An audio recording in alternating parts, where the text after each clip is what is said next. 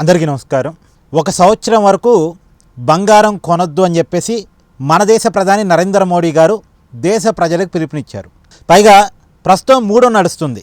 ఒక నెల పాటు ఈ మూడో ఉంటుందట. ఈ నెల రోజుల పాటు మంచి ముహూర్తాలు ఉండవు, అంటే పెళ్ళిళ్ళు పబ్బాలు ఏమీ ఉండవు. ఈ పెళ్ళిళ్ళు ఫంక్షన్లు లేకపోతే బంగారం కొనుగోలు ఆటోమేటిక్గా తగ్గిపోతాయి.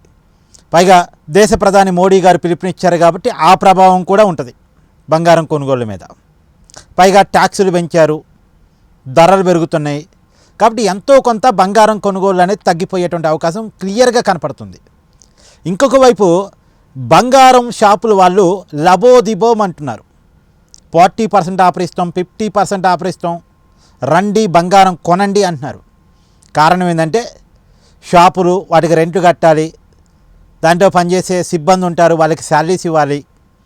పైగా టన్నులు బంగారం ఆల్రెడీ తీసుకొచ్చి ఆభరణాలుగా చేపించి షాపులో పెట్టుకొని అమ్మకానికి పెట్టుంటారు. చాలా బంగారం కలెక్షన్స్ ఉంటాయి షాపుల్లో.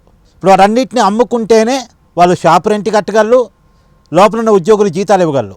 ఇప్పుడు వాళ్ళ పరిస్థితి చూడాలి. పాపం చాలా బాధగా ఉన్నారు. ఇప్పుడు బంగారం కొనుగోలు ఆగిపోతే మనకి దిగుమతి అవసరం లేదు కాబట్టి విదేశీ మారక ద్రవ్యపు నిల్వలు మిగులుతాయి అన్నది ఒక పాజిటివ్ అయితే, ఇంకోవైపు బంగారం కొనుగోలు ఆగిపోతే బంగారం షాపులు మూతబడిది.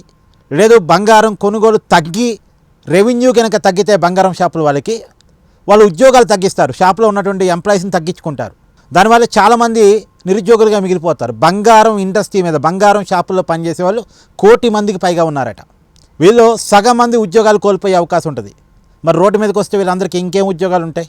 సో దాదాపు 40-50 లక్షల మంది జీవితాలు, కుటుంబాలు ఇబ్బంది పడే అవకాశం ఉంటుంది. సో అందుకనే ఈ ఇబ్బంది రాకుండా ఉండటం కోసం, జనాన్ని అట్రాక్టివ్ చేయటం కోసం బంగారం షాపులలో పదే యాడ్స్ ఇస్తున్నారు. రండి బంగారం కొనండి కొనండి కొనండి అని. సరే, ఇక్కడ ఎవరి బాధ వాళ్ళది. దేశాన్ని పరిపాలించే వాళ్ళు ఇప్పుడున్న పరిస్థితుల్లో వాళ్ళ నిర్ణయం వాళ్ళు చెప్తున్నారు. కానీ షాపులు నడుపుకునే వాళ్ళు వీళ్ళ బాధ వీళ్ళది. ఒక విచిత్రకరమైన పరిస్థితి.